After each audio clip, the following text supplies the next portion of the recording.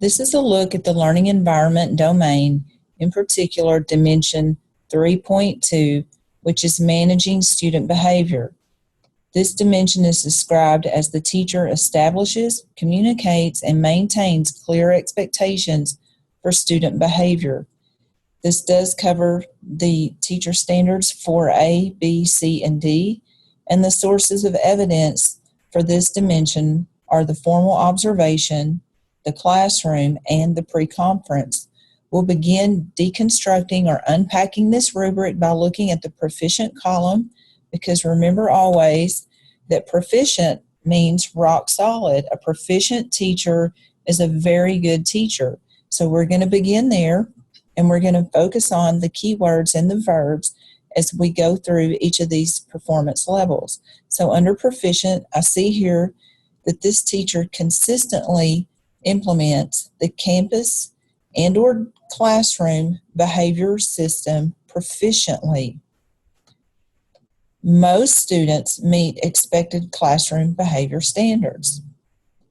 As we move to the left, we're going to look at the differences as we look at what an accomplished teacher would do. The accomplished teacher also consistently, but the verb changes. She or he encourages and monitors student behavior and does it subtly and responds to misbehavior swiftly. And in the second bullet, most students know, understand, and respect classroom behavior standards. So if we look at the difference between proficient and accomplished, there's quite a few differences in the language here. It gets more detailed at a deeper level for both the teacher and the student.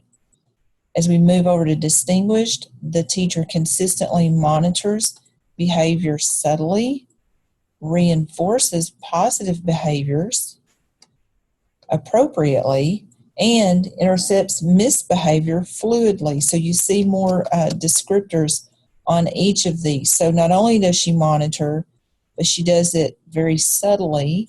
She reinforces those positive behaviors appropriately and intercepts misbehavior fluidly. So those are a lot of descriptive words.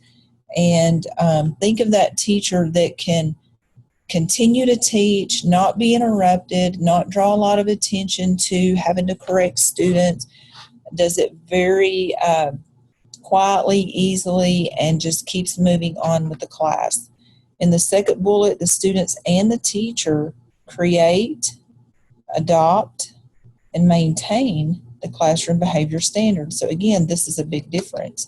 Here we have students involved in helping to create and maintain those classroom behavior standards. So students are taking ownership of helping keep that classroom environment going the way that has been agreed upon because they helped create it.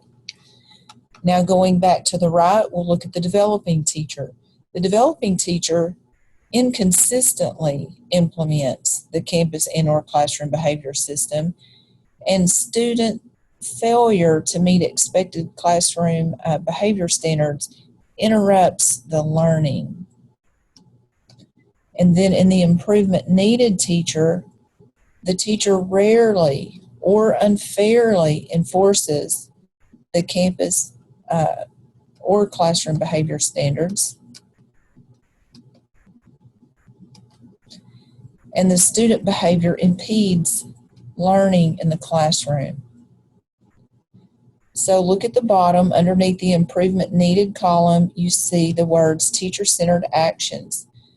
When you're on the right side of the rubric, the actions are more what the teacher is doing, and it's not around student needs. As you move across to the left of the rubric, on the far left, you see student-centered actions.